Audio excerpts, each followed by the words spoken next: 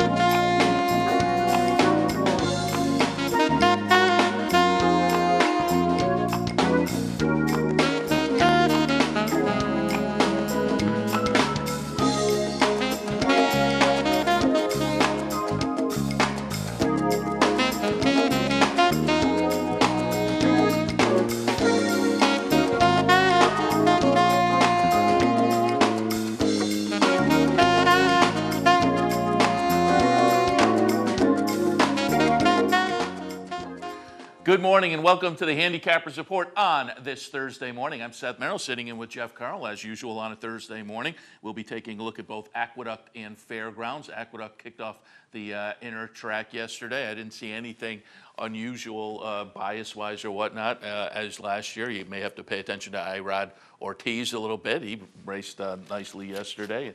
I like Chucky Lopez over the inner track. We'll see how he does throughout the winter. But they've changed the surface. You got to change your thinking a little bit. It's still Aqueduct, but it is a different surface, so the handicapping is just a little bit different. You got to go back to horses that have a little bit of experience on that track. Yeah, and right now it's a good time to start paying attention to horses that maybe have dirt pedigree but have been running on the turf. There's a couple in today that we'll point out as we go along.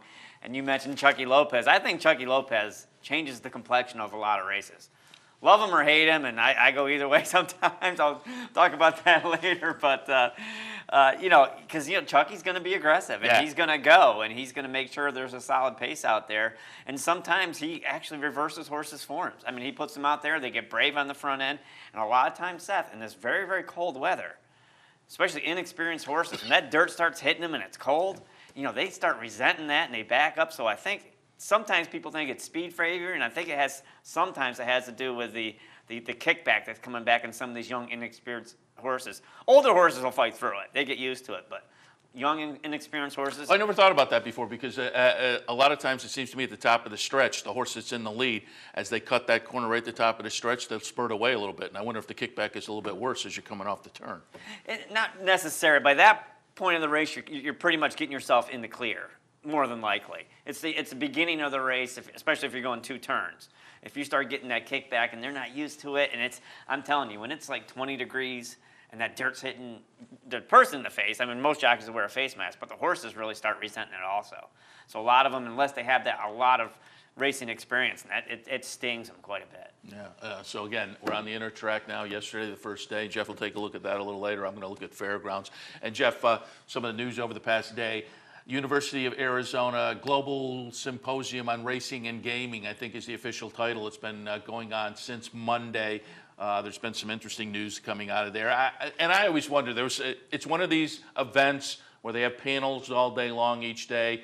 And if you go to Equidale, you can pull up the agenda and see the panel. The panels all have great titles and all have great participants. Our friend Dick Powell was out there moderating one on Tuesday, I believe.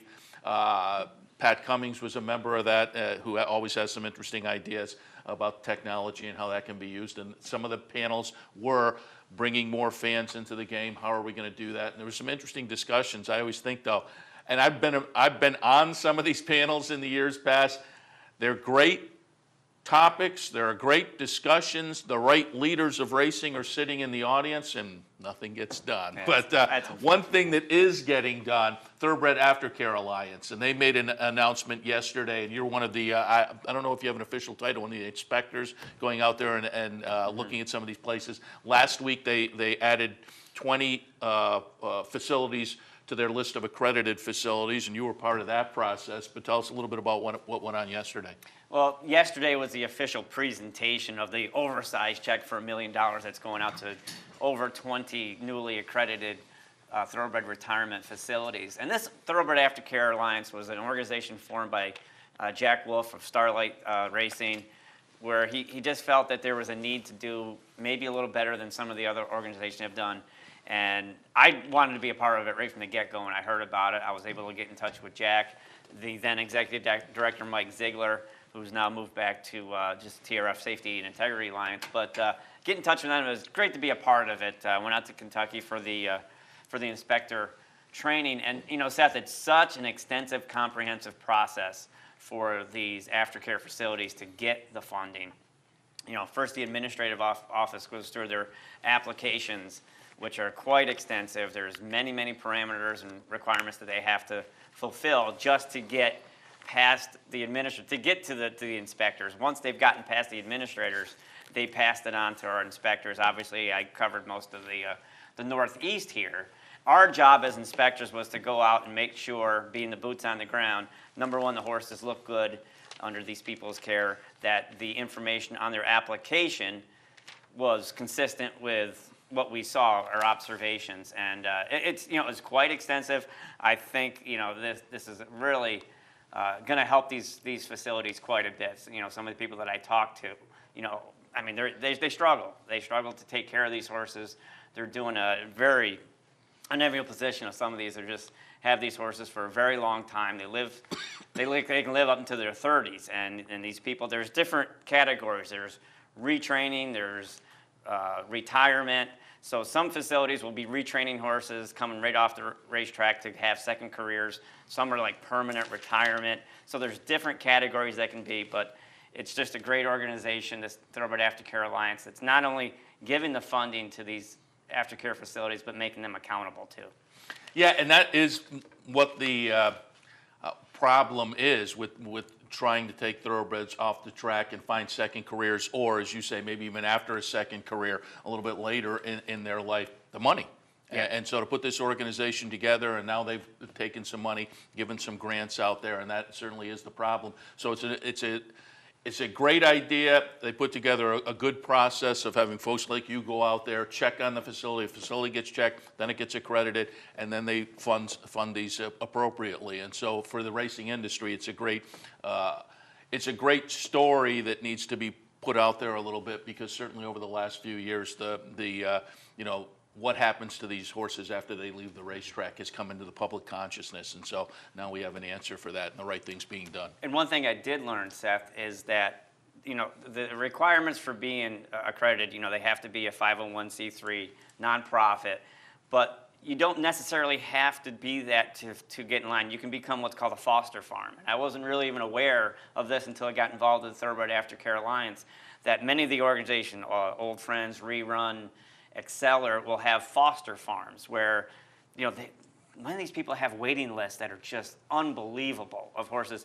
So they will, farms that aren't necessarily, you know, have other avenues that they have or other projects that they do can designate, you know, a segment, a portion of their farm for retired horses. They can foster them without having to fit and be umbrellaed under Rerun or Exceller and things like that. So I think that needs to get out, that would increase the number of people that could take care of these horses. Yeah, absolutely. Again, a good project. If you want to learn more about it, Thoroughbred Aftercare Alliance, if you type it into Google, they have their own website and gives the background and the mission, gives the accreditation, what has to be met, so you can read that as well. And also there's a little place where you can donate if you're interested in that also.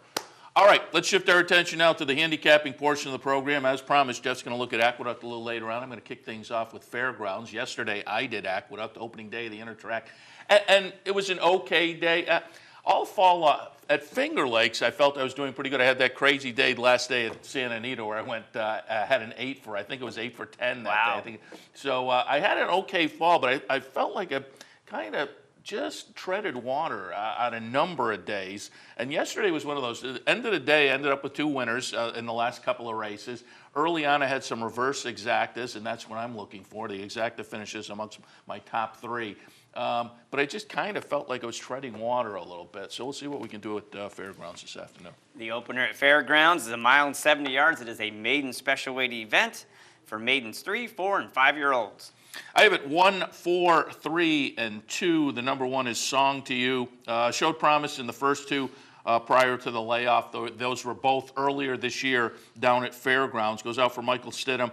And nice third in the career debut in a maiden special weight with a very nice 81 Beyer figure. Then came back, showed some nice speed, and ran second in the next start behind Abstraction, who's a nice horse in and of himself. So I think Song to You, the question mark is going to be the layoff, obviously. Something obviously went wrong, but I just think this horse, you have a steady string of workouts, including a bullet back in early November at Churchill.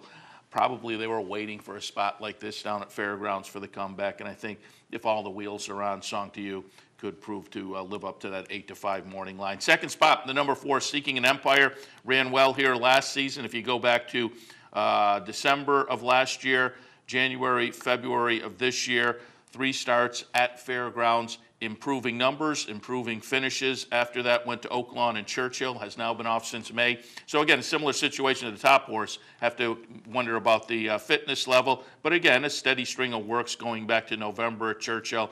I think this is a decent spot for the return. And then in the third spot, the number 3, Empire Taker. Now this horse had a layoff earlier, laid off from May until October. This is now the third start back on the comeback. This is a long-time maiden, so you can't get super excited about this one. But if you look down, threw in some decent numbers on the page. And again, I like the angle third start back on the layoff with improving numbers, start 1 to start 2. So it could be primed to run well. In the opener, 1, 4, 3, and 2. That's going to take us to the second race at the Fairgrounds, 5.5 furlongs. It is a claiming event for accredited Louisiana-bred fillies and mares 3 and up, which have not won 2 races since June 12th of this year. They're in for a claiming price of $5,000. 6, 2, 7, and 8. The number 6 is Adam and Austin's Girl. I just think this horse is in some pretty good form and has some nice early speed. I think looking down the past performance page, class-wise, this horse is a good fit. And again, past couple of starts. Now, one of those is going back to September. So there's a little bit of a layoff of, the better part of 3 months, actually, from that September race to last time out in November. But the race just before the break, maybe a little bit of a dud, but did show some early speed there. But more importantly, the comeback effort was a nice win. Again, pretty much on the front end. So I think Adam and Austin's girl, Rosina Pravnik, on board could be interesting from the moment they open the gates. Second spot, the number 2, Rustin Kitty. I just think seems solid with this particular bunch. Class-wise, looks like a decent fit. Has been off since the middle of October, but I think if you look down at the workouts and see that bullet on November 22nd, the best of 30. I think that shows the fitness level is there. Rustin Kitty should be competitive, and then the number 7, 12 Stepper. Off since August. Again, we have a few of these on the card today that have taken at least a little bit of a break, but another one of those that I think, if ready, will be right up with this bunch. Now, this one is maybe a little bit more of a concern because the workouts underneath really aren't much. There's 3 of them showing, 1 in October, a couple in November, and again, they don't jump off the page at you, but we're down at the basement level of claimers, so I wasn't quite sure which way to go with this horse, but on the numbers, if this horse does come back with any level of fitness, I think this horse will be up there in the hunt. But that is a little bit of a question mark. Second at Fairgrounds, 6, 2, 7, and 8. That's going to take us to race number 3 at the Fairgrounds. 5.5 furlongs is a maiden claiming event for accredited Louisiana-bred fillies and mares 3, 4, and 5-year-olds. They're in for a claiming price of $20,000 down to $15,000. 7, 5, 4, and 1. The number 7 is Tiger Gate. I think the numbers are okay versus this bunch. Overall, if you look, the horses that have run, they're not super, some of them are showing some numbers that give a little bit of confidence, but they're not great. And it just overall, it looks like this one has the best numbers of the bunch. Last couple of starts have been a state-bred company, opened the career against maiden 12-5 open company. Those were all at Louisiana Downs. The first start, as I say, against the open company was a near miss, just missed breaking the maiden. Last couple of starts have been 4th place finishes. But again, on the numbers, I think Tiger Gate has found a cozy field here today. Second spot, the number 5, Our Sweet Cecilia.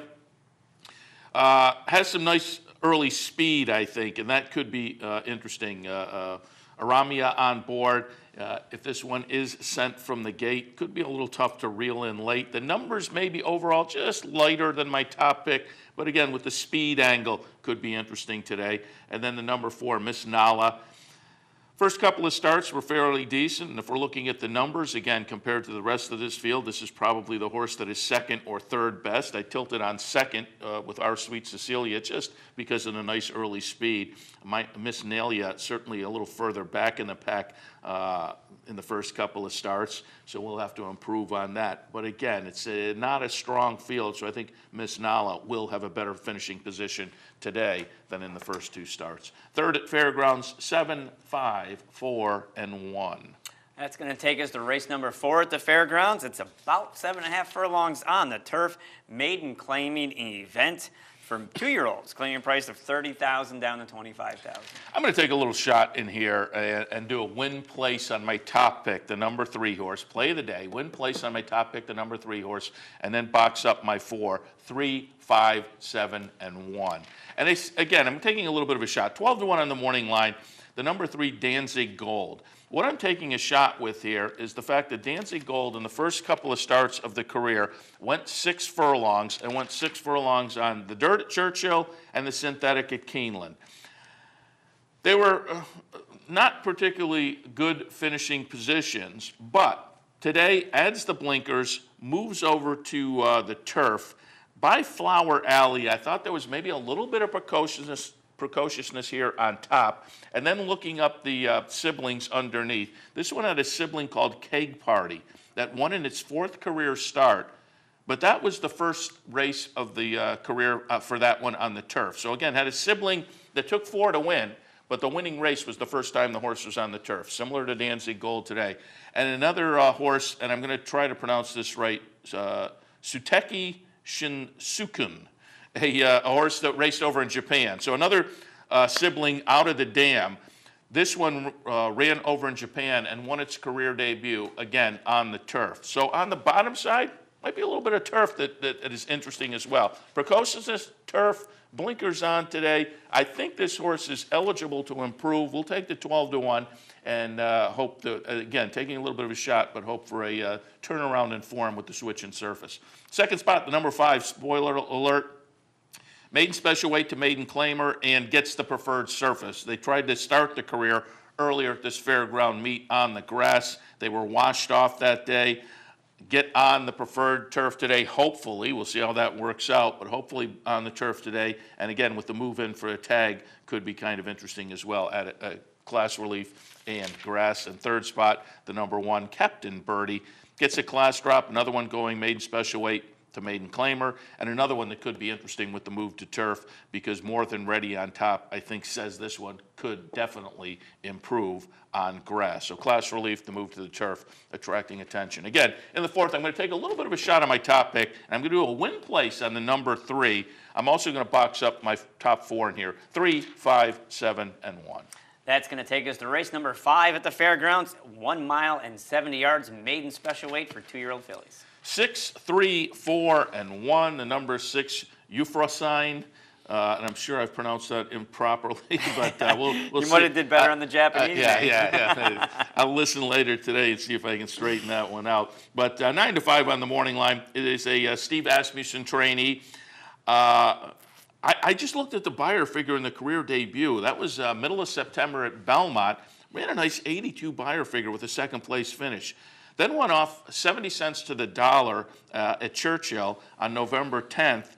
Showed some nice early speed, winds up running 2nd. The buyer figure regresses pretty significantly, but I just think this horse, a couple of 2nd place finishes, I'm going to I think even if we get in between those 2 numbers, this horse is going to be tough to beat today. So number 6 on top for me. Again, mostly hanging my hat on that career debut at Belmont and hoping that is not a false number. 2nd spot, the number 3, Tra Wee. Okay, 3rd in the first start. However, that was on the Keeneland synthetic surface, so we're getting tested today on the dirt. But could be interesting. Got a little education first time out. That was the end of October. It was going 6 furlongs, stretches to 2 turns today. So again, with the education, 2nd start of the career, Trot Wee could be interesting. But it will be a question mark on the dirt. Third spot will go to Haunted Heroine, the number 4 horse. Nice improvement in the second career start. The buyer figure jumped up about 20 points. That was a move from Churchill to Fairgrounds, so it's shown a little bit of a proclivity for the Fairgrounds surface. I think Haunted Heroine has to be in the mix in race 5 as well. Race 5 at Fairgrounds, 6, 3, 4, and 1. Just a quick check on my Merriam-Webster app on my iPhone. A Euphor sign is one of the 3 graces. I don't even know what that means. Now we got to look that up. There you have it. That's selections for races 1 through 5 at Fairgrounds. We're going to take our first break. When we come back, we'll finish up today's 9-race Fairgrounds card. Please stay tuned. You're watching the OTB TV network. The future of online betting is here, and only at the all-new CapitalOTBBet.com. CapitalOTBBet.com delivers a state-of-the-art wagering experience found nowhere else in horse racing. CapitalOTBBet.com. Log on today. Hey, race fans, head down to the all-new Clubhouse Racebook and get in the game. With live horse racing on more than 250 flat-screen TVs, state-of-the-art wagering terminals, fantastic food and drinks, an amazing Vegas-style atmosphere with seating for nearly 900 of your closest friends. Conveniently located at 711 Central Avenue, right off Exit 5 of I-90 in Albany, the Clubhouse Racebook is the better choice. Using CapitalOTBBet.com is as easy as 1, 2, 3. 1. Simply log on with your username and password from the homepage. 2. Fund your Capital OTB account through our Easy Money, Green Dot, or Visa MasterCard options. And 3. Place your bet on one of our 3 easy-to-navigate wagering platforms, Capital Bet TV, Capital Bet Express, or Capital Bet Pro. CapitalOTBBet.com. Log on today. Here in upstate New York, no one provides bettors with more wagering options than Capital OTB. Our network of branch and easy bet locations stretches from the mid-Hudson Valley all the way to the Canadian border and west to central New York. So whether you need to place a bet, fund your Capital Bets account, or watch the next big race, all the action is just around the corner. A full list of our branch and easy bet locations can be found online at CapitalOTB.com. Capital OTB, the better and most convenient choice for wagering in upstate New York. I'm Seth Merrill. Join me weekdays at 10 for Racing Across America. We'll look at important races from around the country, get insight from top handicappers and analysts, and preview the upcoming week in racing. That's Racing Across America, weekdays at 10, right here on the OTB TV network. Welcome back to the Handicappers Report. Thank you for joining us on this Thursday morning. I'm Jeff Carl alongside Seth Merrill. Before the break, Seth gave you his selections for Fairgrounds races 1 through 5. We're going to move along to race number 6. It is about 1 1/16 miles on the turf, a maiden claiming event for 3, 4, and 5-year-olds, claiming price of $50,000 down to $45,000.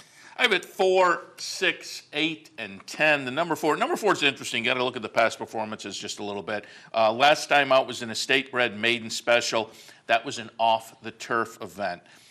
Go back to the last couple of turf races, and this horse is getting some class relief. Those are both open maiden special weights. They were Evangeline Downs, but again, goes from maiden special weight today to maiden claiming. I think the numbers, the buyer figures fired in those 2 races up at Evangeline are going to be very competitive here, plus a little bit of class relief. I'm expecting, maiden special weight to maiden claimer, maiden special weight at Evangeline to maiden claimer at Fairgrounds. Maybe, I think it's a step down. It may not be as potent as you might think, but I think this is going to be a little bit of class relief. So Valid CC on top for me, 8-1 on the morning line. Second spot, the number 6, Last Music. I think this horse fits off the latest effort. That was a turf race over at Louisiana Downs. A little bit of a late summer break, came back in the middle of September and fired a nice buyer figure in that event to run 3rd. This horse, 8 career starts. Obviously, in a maiden event, this horse hasn't won, but been in the money 5 times. So this is a competitive horse. And again, off the last race, I think fits with this bunch nicely. That again, though, that last race was in September, so there's a little bit of a layoff and maybe a fitness question. Third spot, we will go out to the number 8. Fetch It Up Tang, who showed some life in the lone try for a tag. That was 2 starts back. Otherwise, has been in maiden special weight company. Back in for a tag today. again, it was nice improvement against lesser competition. 2 starts back in for the 20 tag, in for a 45 today. But again, I think it's a little bit of class relief. So again, having shown some life, 2 starts back when dropped in for a tag, I think the tag today could again provide a little bit of a wake-up call for Fetch It Up Tang. 6th at Fairgrounds, 4, 6, 8, and 10. Moving along to the 7th at Fairgrounds, 6 furlongs. It is a claiming event. Fillies and mares 3 and up, which have never won 2 races. Claiming price of $30,000 down to $25,000.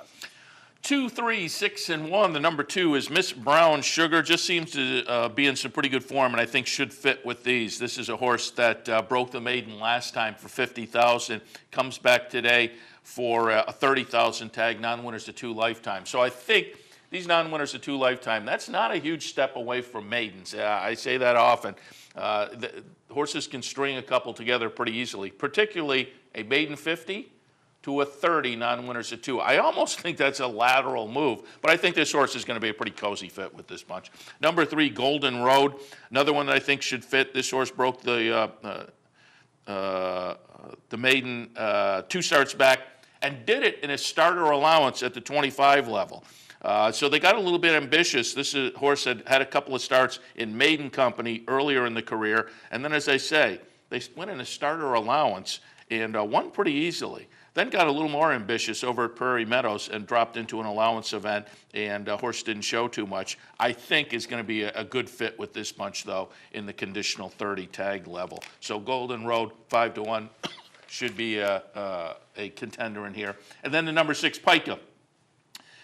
Broke the maiden for $15,000 and then came back at this level up at Churchill Downs and ran a nice second place finish. So again, has already shown some ability right in and around this class level. So Pica, I think, is also going to be in the mix. I'm going to do another 4-horse exact the box play of the day in here, just because Golden Road at 5 to 1, my top pick at 3 to 1. I just think the odds may shake out to make this one worthwhile. You will have to take a look, though, because Pistolera, my 4th horse, is 4 to 1.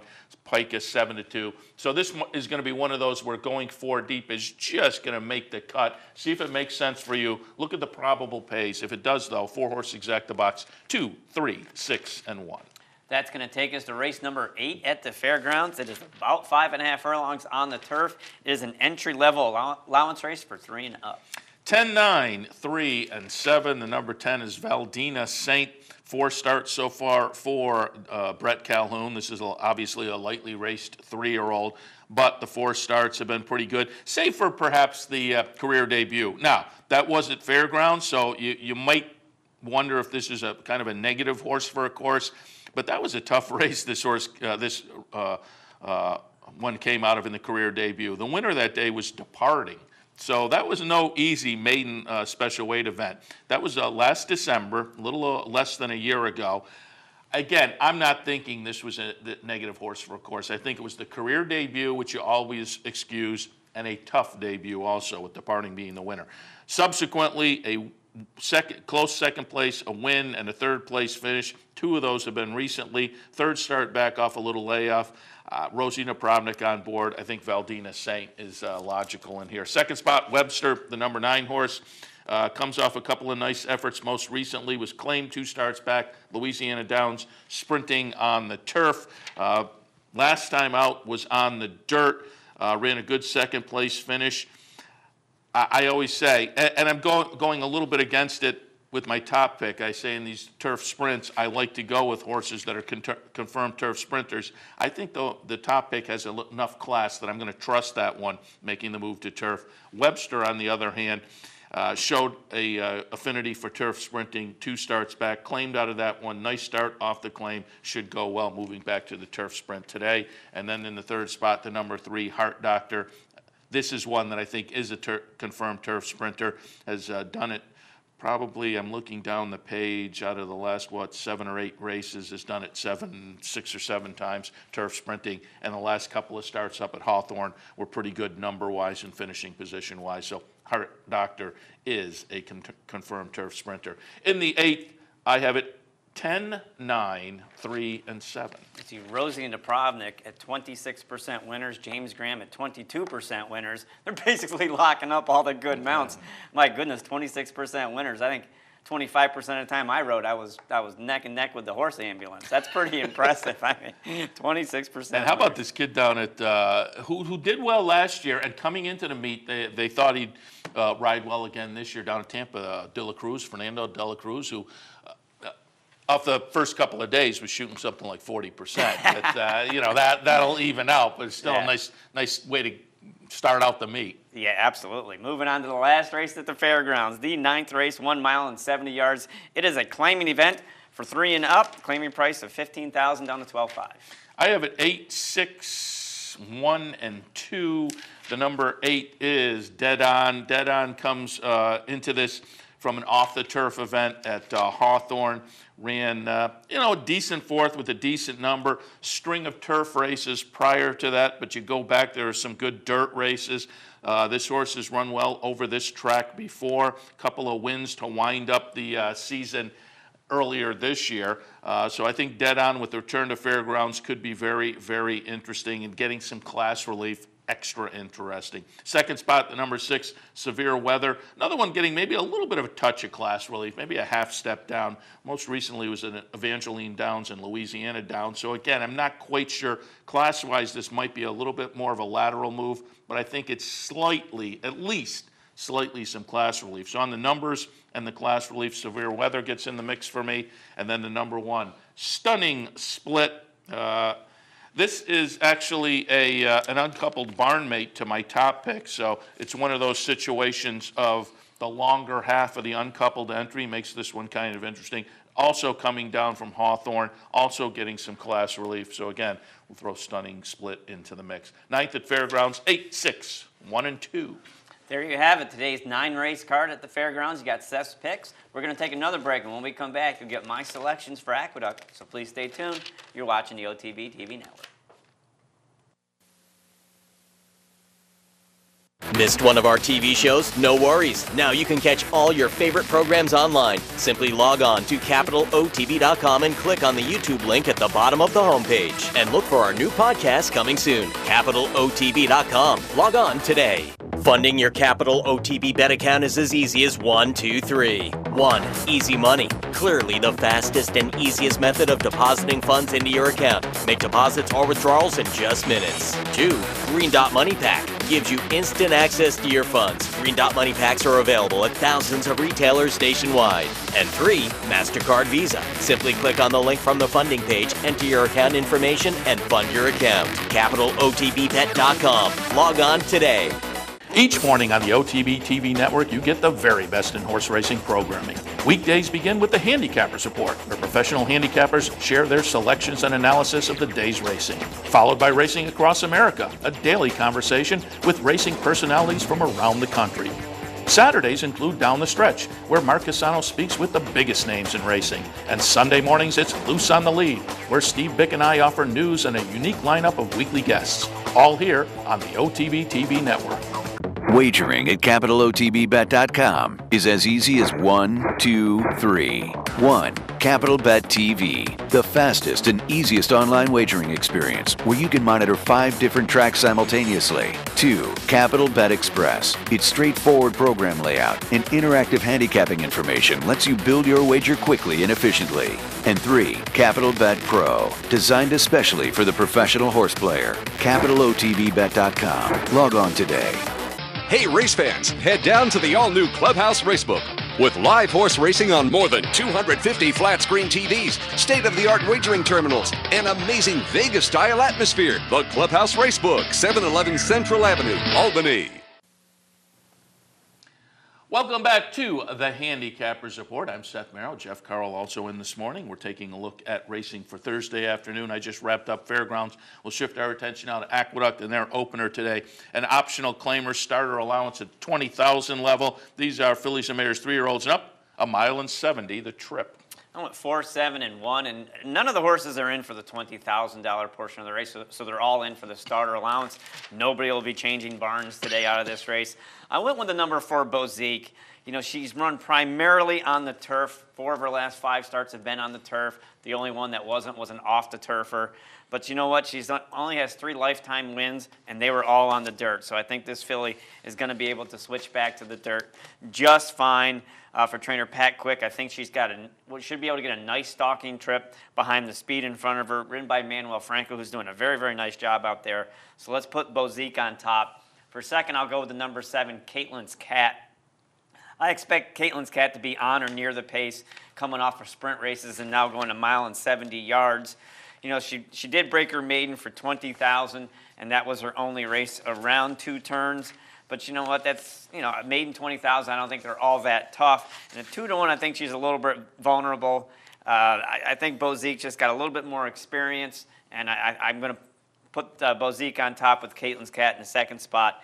And for third, I went down to the inside to number 1, Suze Anne Marie's Gold.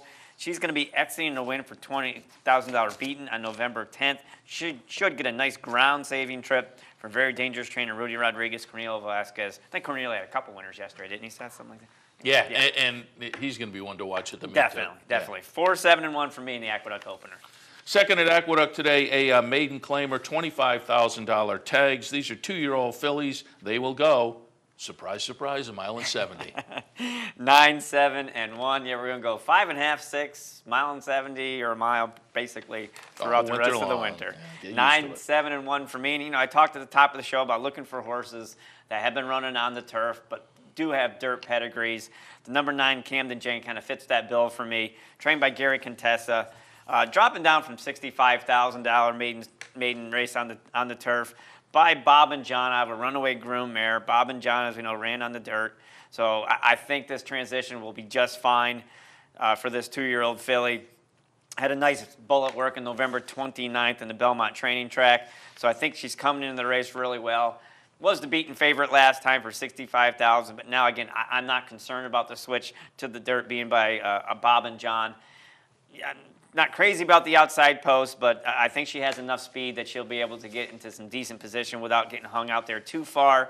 Let's put Camden Jane on top. For second, I'm going to go with the number 7, Miss Red Cloud. Miss Red Cloud broke poorly and ran greenly in her debut, sprinting at Parks at the maiden special weight level. So it's probably a comparable level to maiden 25 here. Might even be a little bit tougher. This filly is by Mount Brook, and I think the best filly ever trained was by Mount Brook and could handle 2 turns. She was third in the Black Eyed Susan, so I think it's within her scope. She got beat, Miss Red Cloud, the number 7, got beat 22 1/4 lengths in her first start, but I expect her to break better today and be a little bit closer to the pace, and I expect some big improvement out of her, so let's put her in the second spot at a decent price. And for third, I went down to the inside to the number 1, Rock Me Mama. She's going to be exiting the same race as Camden Jane, and again, 3 races on the turf. She is by Broken Vow, who I think is a versatile stallion. Yes, they do run well on the turf. They also run fine on the dirt. She's out of a Wolf Power mare, who's primarily dirt. Going to take the blinkers off. She'll be able to save ground around there under Irad Ortiz. I'm going to throw her in the third spot. 9, 7, and 1. And again, you got to look for horses that have been on the turf that do have dirt pedigrees now. Third race on a Thursday afternoon. $100,000 purse for the restricted stake, the Fickle Fanny. This is again a restricted stakes race for fillies and mares, 3-year-olds and up. They are going 6 furlongs. 1, 5, and 4. There's only a 5-horse field here, so there's not an awful lot of places you go. I went down to the number 1, Indian Splendor. She's 5-2, and she finished in front of the number 5, Uno Duo in her last race, and Uno Duo was 8-5 in the morning line. And you know what? Indian Splendor has speed from an inside post, trained by Jason Service, who just does really, really well. Again, at 5-2, I'm going to take her over Uno Duo, who is posted well. You can't say she's not. She's posted well out there in the 5 hole. She doesn't have the natural early speed that Indian Splendor has, but not that being said, she should, from her outside post, be able to get into a nice stalking position. You know, and Uno Duo has been the beaten favorite in her last 2 races. I think she's, you know, maybe a little bit, maybe they think a little bit more highly of her than I do. I mean, like I said, beaten favorite the last 2. She was beaten by Indian Splendor last time. I think I have to throw her in the mix, but I will put Indian Splendor in the top spot. And for third, I'm going to throw in the number 4, Carry Me Away. Carry Me Away is going to cut back in distance. She did run well on the inner track last season, and she should be running late. Again, there's speed in here. I just think at 5-2, Indian Splendor beat Uno Duo last time. Uno Duo has been beaten favorite twice. 1, 5, and 4 in the Aqueduct third. Fourth race today at Aqueduct is a state-bred maiden claiming event. Claiming tags $35,000. Again, these are New York-bred 2-year-old fillies. They will go 3/4 of a mile. 3, 6, and 9 here, and you know I like to look for first-time starters in these maiden claiming events, and the number 3, Henry's Gale, kind of fits the bill for me. This is a daughter of Disco Rico, is a brilliantly fast sprinter down in Maryland. When I looked at this workout pattern, I see a couple of nice works back in October, and one in October and one in November, and they're kind of sandwiched around some really kind of just ordinary works. So I think when they really put Henry's Gale onto the fence and really ask her for something, she's showing some ability. So I'm going to put Henry's Gale at 10-1. We'll watch the board. You may not get that, but again, November 10th, she had a 101 and change work, 3 out of 16th. Couple of slow works in between, all the way back to October 20th, 35 and change. So again, I think when they ask her for a lot in the morning, she does give it to them. So I'm going to look for Henry's Gale to take this race as a first-time starter. And for second, I'm going to go with the number 6, See Me Sometime. Very nicely named horse out of dam named Miss West. You know, obviously May West, come and see me sometime. So this horse named See Me Sometime. This one is a firster by Stanislavski out of the Christophe Clement barn, who we've mentioned several times this year. You know, in years past, you didn't necessarily think that Clement was going to have him ready first time out, but he's been doing very, very well with first-time starters at 21% this year. And there are some pretty solid 3-furlong works for See Me Sometime from in mid-November, 36, 36, 36. So it should have a little bit of turn of foot for her. I'm going to go with 2 first-time starters in my top 2 places, the 3 and the 6. And for third, I'll go to the outside, to the number 9, Here Comes Stoney. Here Comes Stoney was the beaten favorite in her debut, and she broke on the inside that time. Now she's moving out to the outside, so I think with just a clear shot. I talked earlier in the show about young horses in this cold weather when they start getting that kickback. Again, they can be very, very resentful of it. It takes them a little while to get kind of accustomed to it. It really does sting. So I think Here Comes Stoney, moving from an inside post last time out to the outside post. I look for her to improve. 3, 6, and 9 for me in the Aqueduct 4th race. Race number 5 today, a B-level claimer, $25,000 to $35,000 tags. 3-year-olds and up, they will go 1 mile and 70. 4, 1, and 8. The number 4, Dat Melody, is going to be dropping down to the $35,000 starter allowance. It appears that he was overmatched in a $35,000 beaten. He fits the first part of this condition where he's never won 2 races. He's only ran 3 times. First time out, he was a non-factor maiden special weight. They dropped him down to $35,000. He had a nice score. He was claimed that day by Linda Rice. You know, then they might have jumped him up a little bit too high. But he fits this condition very, very well. So let's put Dat Melody in the top spot. The number 1, Dighton, is my second choice. Dighton, from the 1 hole, ridden by Chucky Lopez. We know one thing's for sure, Chucky is gonna go. This horse has been coming out of sprints, hasn't been showing a lot of speed in sprint races, but now with the stretch out, with the 1 post, with Chucky Lopez aboard, I just have a feeling he's gonna be sending him out there, and I think he's gonna kill the number 7, Spirited Touch, who's 8 to 5 in your morning line. And I'm taking Spirited Touch out of my mix. You just putting in that Chucky Lopez factor. I think Chucky's gonna go. I think he's going to make it tough for Spirited Touch. I think you'll be able to hold on for second at a decent price. And for third, I'll go with the number 8, Mr. Woolman. Mr. Woolman's going to exit a nice win, which was an off-the-turfer. Fits the second part of this condition where he is a straight 3-year-old with more than 2 wins. He is moving up from 12.5 to the $35,000 level, but I think just that win under his belt should have been a nice confidence booster for him. I'm going to go 4, 1, and 8 in the Aqueduct 5th race. All right, that brings us to our final break of the hour. When we come back, we'll continue our look at Aqueduct. Stay tuned.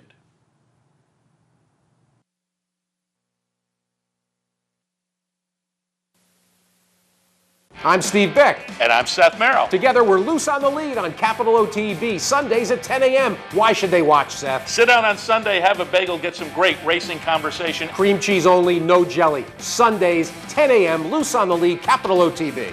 Here in upstate New York, no one provides bettors with more wagering options than Capital OTB. Our network of ranch and easy bet locations stretches from the mid-Hudson Valley all the way to the Canadian border and west to central New York. So whether you need to place a bet, fund your Capital Bets account, or watch the next big race, all the action is just around the corner. A full list of our branch and EasyBet locations can be found online at capitalotb.com. Capital OTB, the better and most convenient choice for wagering in upstate New York. Using capitalotbbet.com is as easy as 1, 2, 3. 1. Simply log on with your username and password from the homepage. 2. Fund your Capital OTB account through our Easy Money, Green Dot, or Visa MasterCard options. And 3. Place your bet on one of our 3 easy-to-navigate wagering platforms, Capital Bet TV, Capital Bet Express, or Capital Bet Pro. CapitalOTBBet.com. Log on today. Hey, race fans, head down to the all-new Clubhouse Racebook and get in the game. With live horse racing on more than 250 flat-screen TVs, state-of-the-art wagering terminals, fantastic food and drinks, an amazing Vegas-style atmosphere with seating for nearly 900 of your closest friends. Conveniently located at 711 Central Avenue, right off exit 5 of I-90 in Albany, the Clubhouse Racebook is the better choice. I'm Mark Cassano. Join me Saturday mornings at 10 for Down the Stretch. We'll inform, analyze, and welcome in the biggest names in racing. So join me Saturday mornings at 10 for Down the Stretch, right here on the OTB television network. Welcome back. We'll continue now our look at Aqueduct 4 this afternoon with race number 6, which is a maiden claimer at the 12.5 level. These are 2-year-old fillies going a quick 5.5. Yeah, and staying with my theme of first-time starters and maiden claiming events, I'm going to go 4, 7, and 9 here. The number 4, Heartfelt Jazz. Firster by Grand Slam. You know, the works don't say an awful lot, but you know what? Everybody in this race is pretty darn slow. So I don't remember. Did they run maiden 12.5 last year at Aqueduct? I don't remember either. Yeah, I don't remember them ever running this low. Maybe they did. But, you know, maiden 12.5, that's pretty low. And Heartfelt Jazz, I don't think, obviously doesn't have to be a world beater. 5-1 in the morning line. Pay attention to the board. You know, they paid $30,000 for this horse at a 2-year-old in training sale. Now they're putting them in for 12.5. Obviously, they just want her to get a chance to make some of that money back. Ridden by Wilmer Garcia. Nice to see him back in the saddle. Again, the works aren't really very, very fast, but there's enough of them there to make me think that she's got a solid foundation under her for trainer Gary Gullo. So let's put the first-time starter, Heartfelt Jazz, in the top spot. For second, I'm going to go the number 7, Living in the Fast Lane. She's 4-5 in the morning line, and you know, the best she's ever done is 1 second in 4 starts. So I guess in this bunch, that does make you 4-5.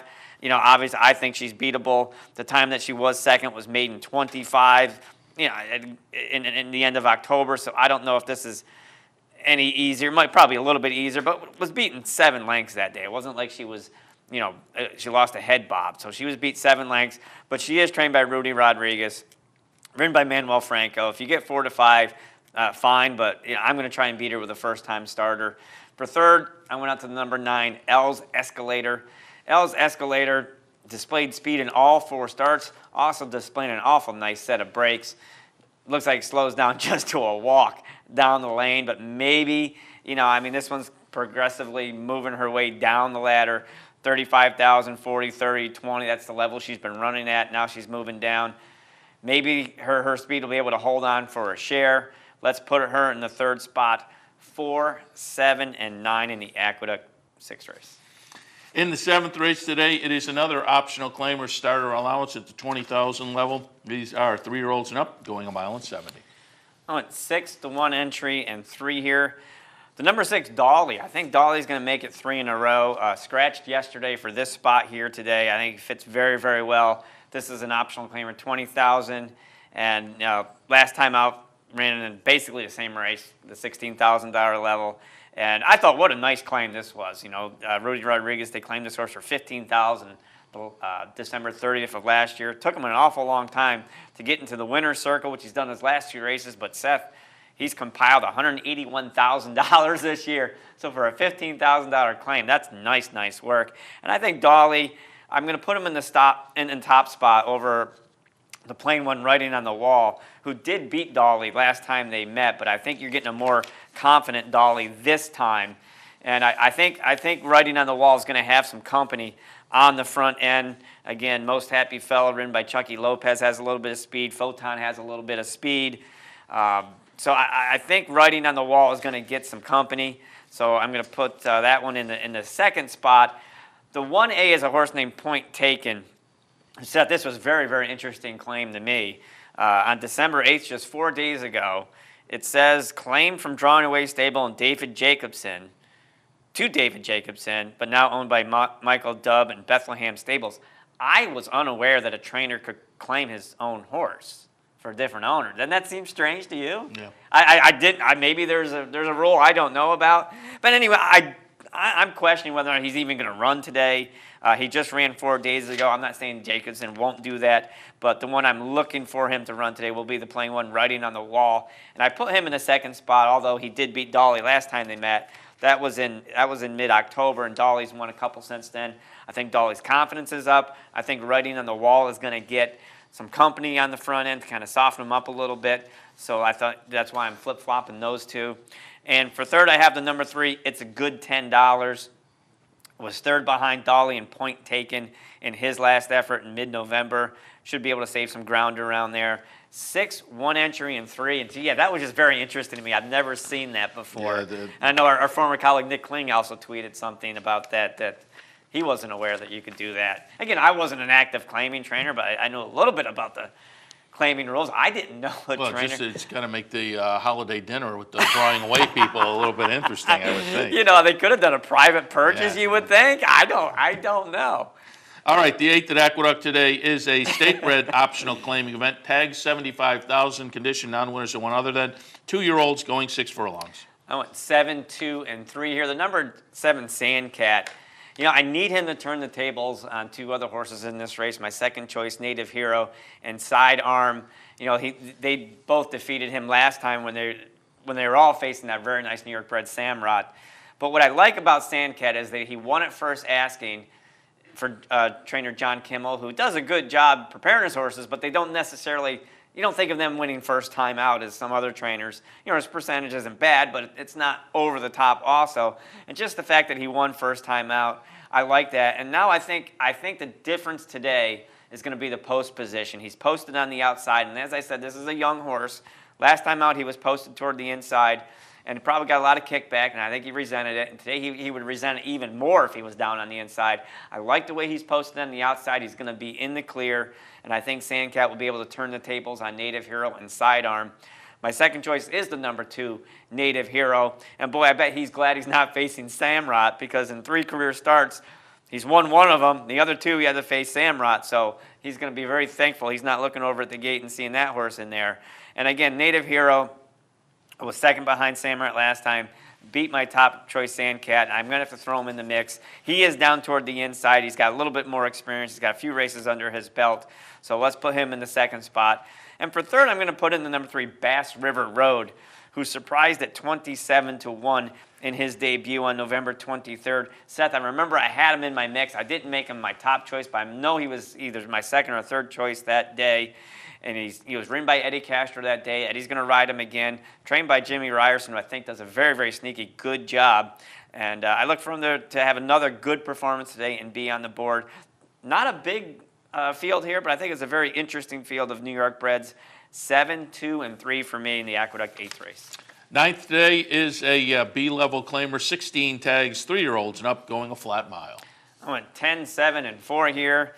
And 10 Political Justice ridden by Chucky Lopez in this 1 mile distance. That's not a great post position, so you know Chucky's really going to be sending from that 10 post. Hopefully he remembers to make that left-hand turn. He's not going so fast. You know, and like I said, Chucky Lopez changes the dynamics in a lot of the races he's in. And I remember the last time I took horses down to the Winter River Aqueduct, Seth, I had a horse who had the heart the size of a pea. And he would not pass another horse. The only race I won with him was at Suffolk Downs, a maiden special weight, believe it or not, where he went to the lead going a mile, and nobody passed him. I'm telling you, that stretch run took about an hour and a half. And I'm saying, somebody's got to pass this horse, and nobody passed him. This horse never passed a horse in his life. And make a long story short, when I went down to Aqueduct that winter, I was running him in the Never Win 2 Lights for $15,000 because I thought that's where he belonged. Every time I had him in, Chucky was on another horse with speed, and he killed me every single time. But today, I think Chucky's just he has to kick Political Justice out of there from that 10 hole. I don't think there's really anybody who's going to go with him. He fits the third part of this condition easily. He's 0 for 2013. Let's think he's going to get the win today. For second, I'm going to go with the number 7, Tismas. Tismas dropping down from 35,000. He was claimed 2 back for 15,000. So obviously he didn't handle the rise in class. They're going to bring him back down to Jason Services to a more reasonable level. He fits the third part of this condition. He hasn't won since March. And for third, the number 4, River Boss. He's at least exiting a nice score for 16,000 in his last start. So 10, 7, and 4 in the Aqueduct finale. That brings us to the conclusion of the Handicappers Report for this afternoon. We took a look at Aqueduct and Fairgrounds. There are but 2 of the tracks that are on the network this afternoon. Plenty of good action kicking off with Aqueduct, moving on to Laurel, Fairgrounds, Hawthorne, Hollywood, Golden Gate, and by the way, it's the final Thursday card at Hollywood. Golden Gate, Penn National, Delta Downs, Yonkers, Woodbine, and later on this evening, Australia A and Australia B. If you didn't get a chance to write down our picks, head on over to capitalotb.com. There on the right-hand side of the page, click on the Handicappers Report link. Nice printable page comes up. All right, that'll wrap things up for the Handicappers Report for this Thursday morning. Don't forget also capitalotbbet.com, our brand new wagering platform. If you haven't tried it out yet, by all means, log on. All the bells and whistles. I'm going to wind things up. Seth Merrill, Jeff Carl, good luck at the races this afternoon. Coming up next, Racing Across America.